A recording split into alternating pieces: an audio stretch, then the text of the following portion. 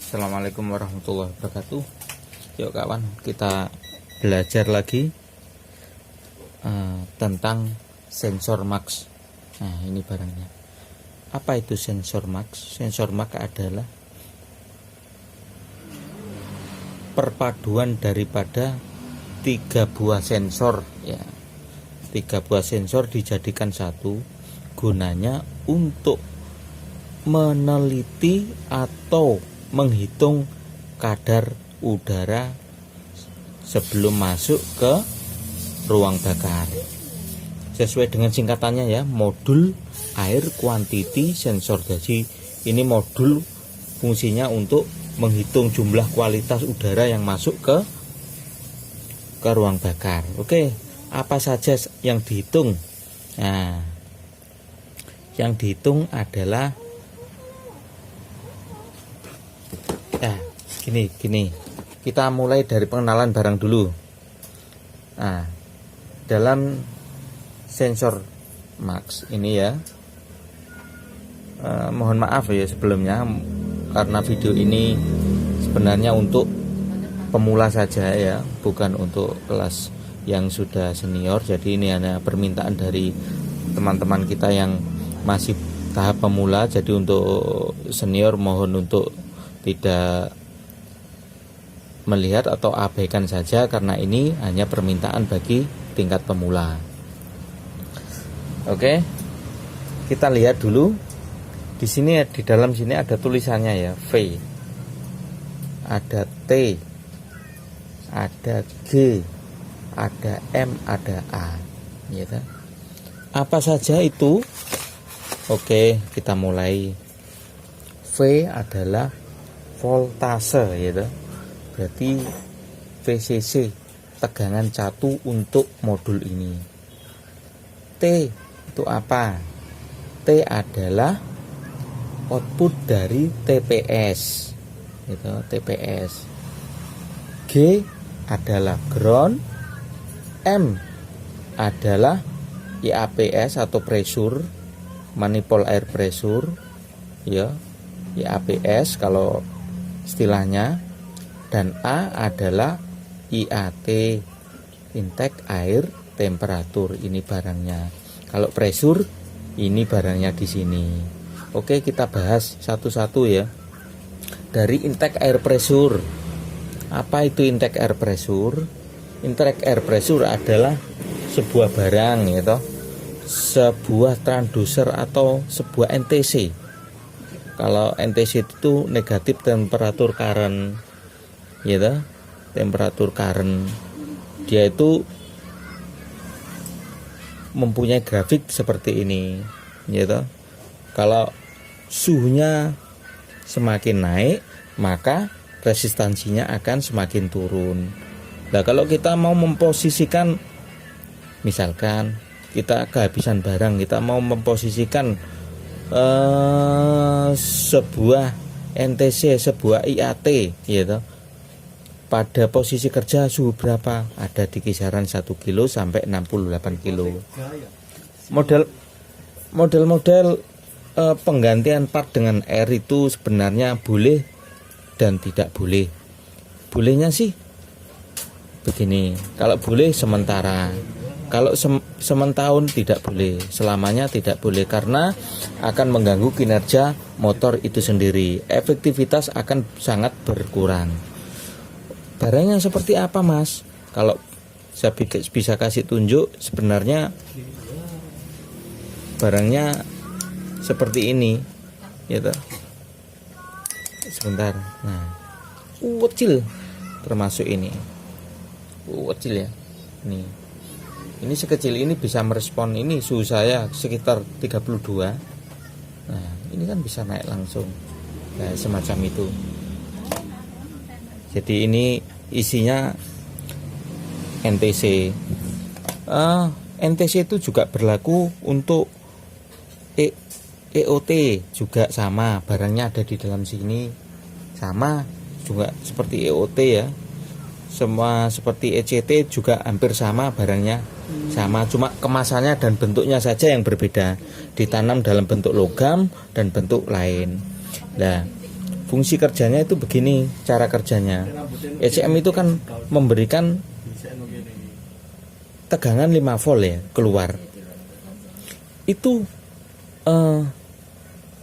NTC ini, gitu, IAT ini dikondisikan sebagai anu ya. Sebentar, ambilkan pulpen Bu. Apa sembarang di pulpen? Itulah, tak gitu lunjuk. Dikondisikan sebagai pembagi tegangan ya kawan. Sebagai pembagi tegangan. Jadi kalau dibagi misalkan ya, sebagai pembagi tegangan ya ta, jika ini R-nya semakin menurun ya ta, R-nya semakin menurun, maka ADC-nya ini ya ta, yang di dalam ECM ini akan mendekati 5 volt gitu ya ta. Ini kan kayak pembagi tegangan gitu loh Mas ya. Nah. Waduh sorry nggak kelihatan, waduh. Jadi begini, ini kan dikondisikan sebagai pembagi tegangan Mas ya. Nah, umpama ini IAT ini ya, IAT ini suhunya semakin tinggi ya, semakin tinggi kan berarti kan R-nya kan semakin mengecil kan. Karena semakin mengecil berarti posisi yang dibaca ECM ini ya, inilah yang titik ini yang dibaca ECM gitu. Ini kan semakin mendekati 5 volt gitu kan. Kalau semakin mendekati 5 volt berarti tegangan semakin naik. Informasinya istilahnya outputnya IAT itu naik gitu. Berarti kondisinya begitu. Cara kerjanya dikondisikan sebagai pembagi tegangan. Oke, kukira sudah paham kawan ya. Sederhana saja, isinya cuman resistor yang sensitif terhadap tegangan. Oke, kita berinjak ke manifold air pressure. Apa sih manifold air pressure itu? Ya. Manifold air pressure itu semacam transducer Mas ya. Kalau sampean punya pompa ban yang digital itu, coba sampean buka ya di dalamnya. Sebentar, saya kayaknya punya. Sebentar, saya ambil. Nah, ini saya punya. Ini gagal.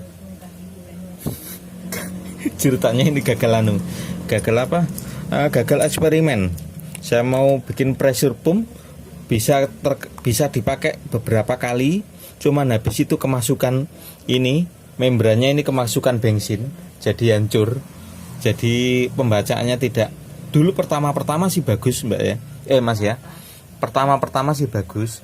Terus akhir-akhir error gara-gara nah ini kan bisa KPA, bisa apa ya. Nah, dulunya bisa ini barang ini kan masuk ke selang ya toh?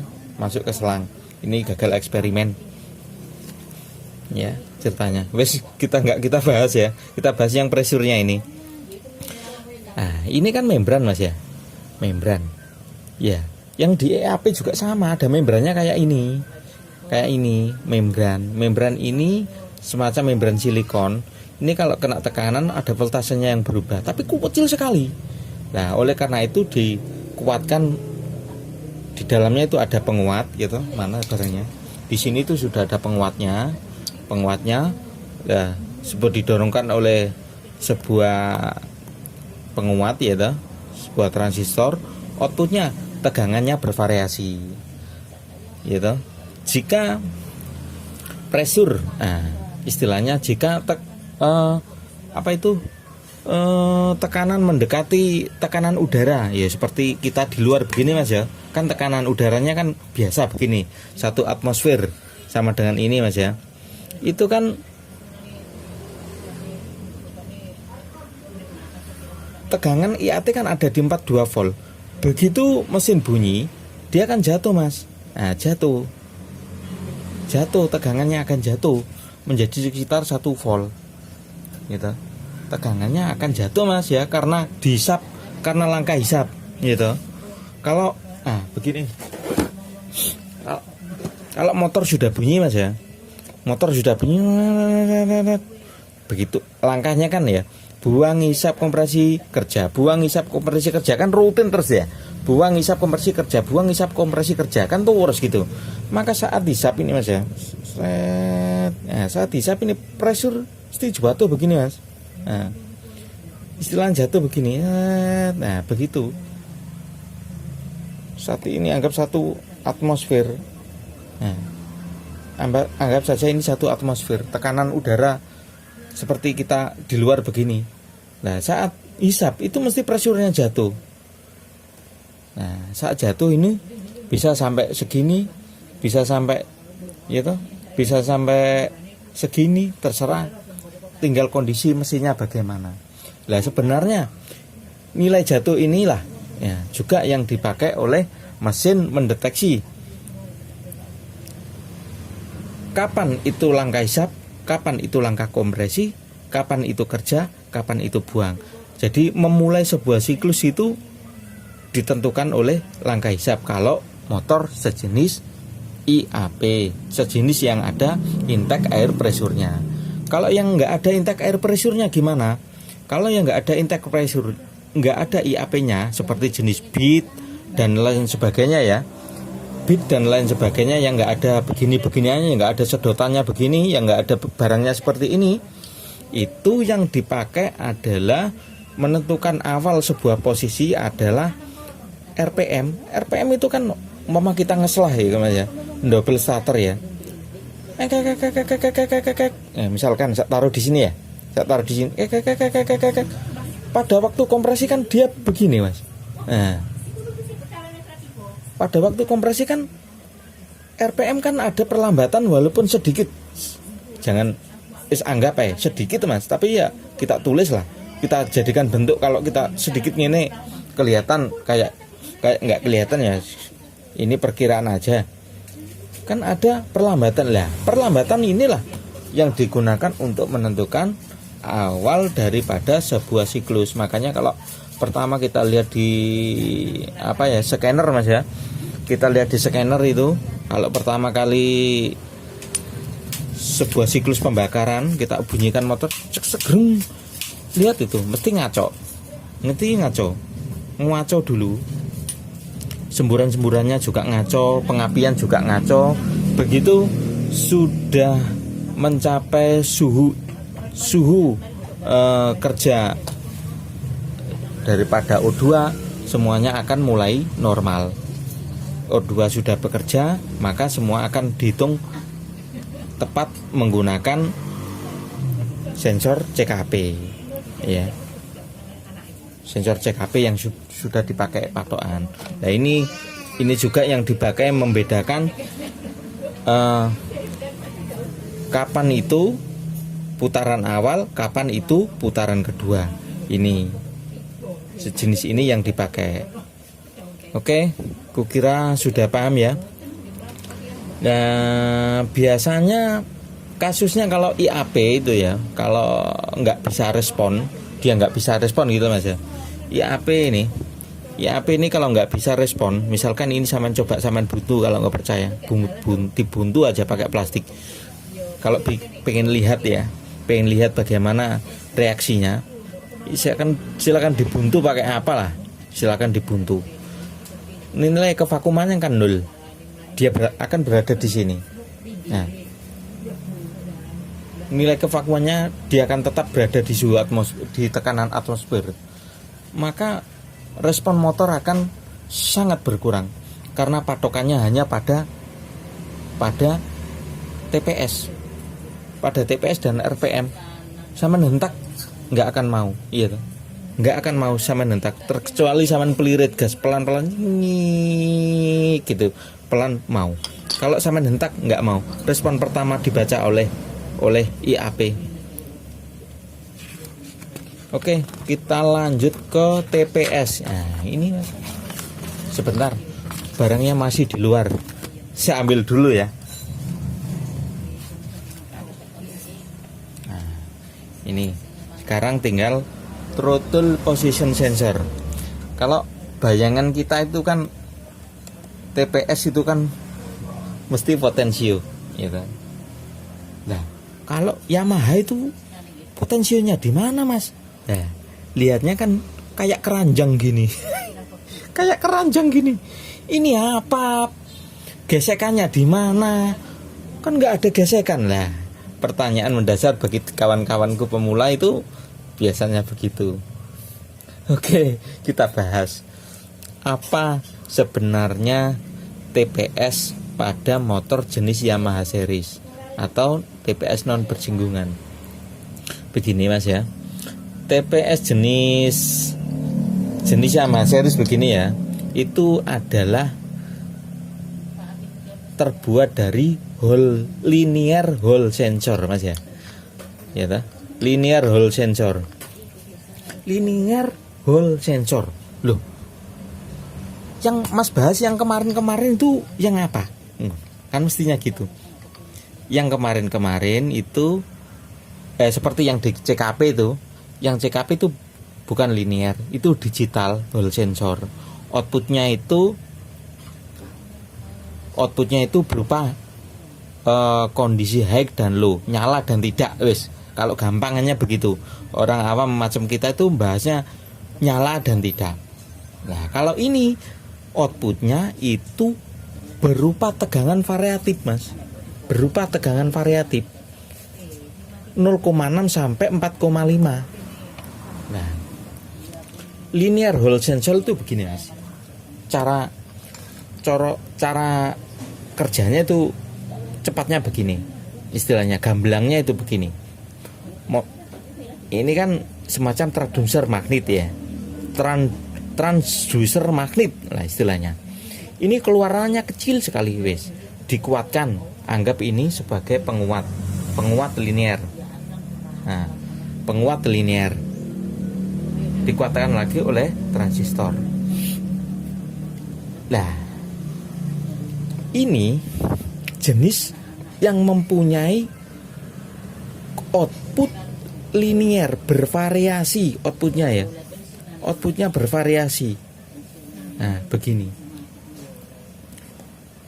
Umpama ini barangnya ya. Umpama ya, sensor ini pada posisi tengah, dia akan mengeluarkan 2,5 volt pada posisi tengah atau tidak ada magnet. Wes kalau di sini magnet itu kan satu batang itu kan mesti ada kutub U dan S-nya tuh Mas. Misalkan satu batang atau satu kondisi melingkar. Kalau dalam TPS ini kan melingkar. Nah, wes saya anggap ini bentuknya U. Wes. Ini saya anggap magnet ini Mas ya. Magnet ya, ini magnet. Anggap ya bentuknya U. Kalau di posisi tengah ini kan pasti ini kan tengah, gitu. Nah. Sorry, nggak kelihatan, Dori. Magnet ini kan bentuknya U ya. U. Ini sebetulnya kalau ditaruh di tengah maka diam-diam dia sudah keluar 2,5 volt, gitu. Makanya holnya ini ditaruh di sini agar saat posisi gas tertutup dia berada di posisi 0,5 sampai 1 volt. Ini linear hall sensor Mas ya. Kalau mau pahami boleh di googling Mas ya.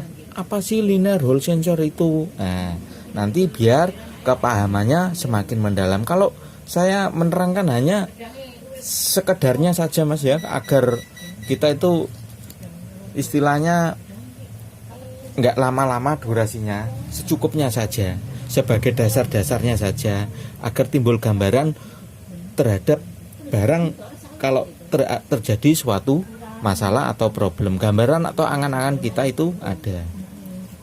Oke Mas ya, paham ya? Jadi linear hall sensor itu variatif keluarannya 0,6. Kalau barangnya istilahnya, barangnya di sini Mas ya. Barangnya di sini. Kecil ya. Saya kalau nggak salah ada.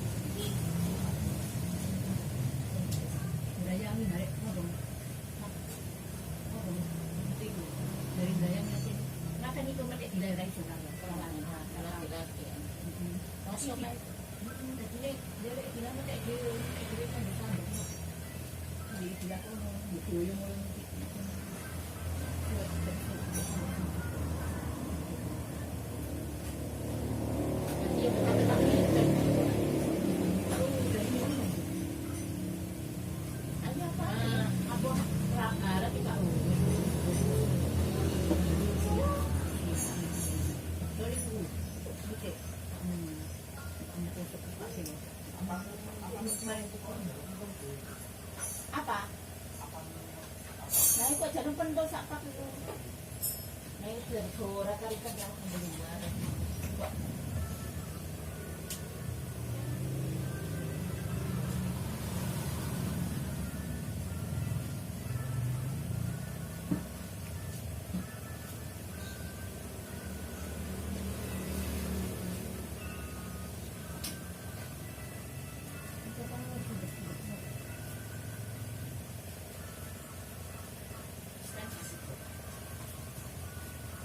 Tak yakin bener.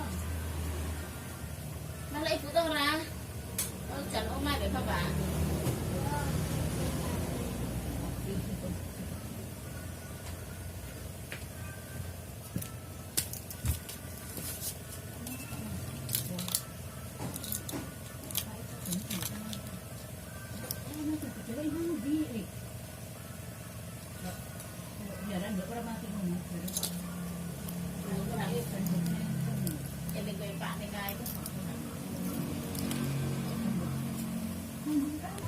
Oke, Panjangnya rantai repo. ribu absolut. Iya. 428 106. 106.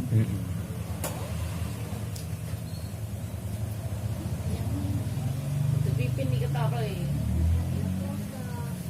nyelit bulat. Nanti apa nih?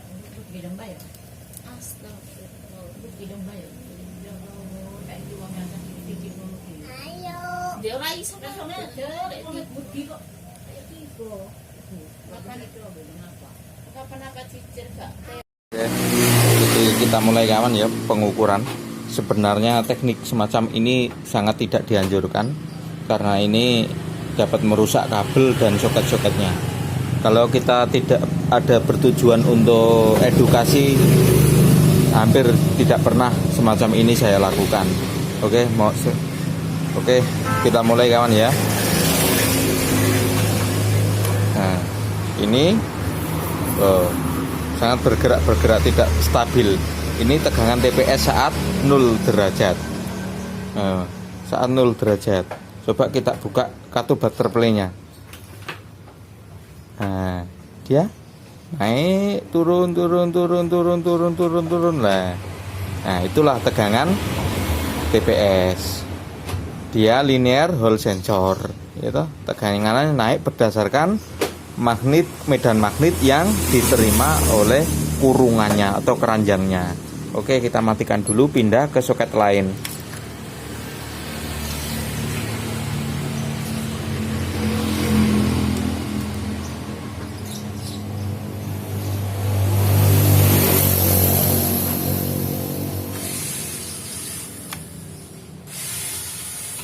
Nah, ini IAP-nya. Saat nanti motor bunyi, maka akan jatuh di kisaran sekitar 1 volan. Nah, ini tegangan IAP saat motor tidak berbunyi. Kalau bunyi malah dia jatuh karena tekanan dalam manifold jatuh berkurang. Oke. Sekarang ini temperaturnya. Nah, temperatur suhu lingkungan ya. Nah, segitu. Itu bukan lari-lari, itu karena kita nyoloknya nggak pas saja ya. Jadi sebenarnya teknik semacam ini tidaklah bagus ya. Kalau tidak ada tujuan edukasi, hampir tidak pernah saya lakukan. Lebih baik kita live on data, kita melihat sensor ke sulit sekali kan kita membaca sensor secara live. agar diketahui secara langsung. Yang pertama tadi sekitar 1 volan Mas ya. Nah ini kalau dikasih tegangan, kalau dikasih panas pada ujung termistornya ini ya, pada ujung termistornya akan berubah. Oke kawan, sampai di situ saja.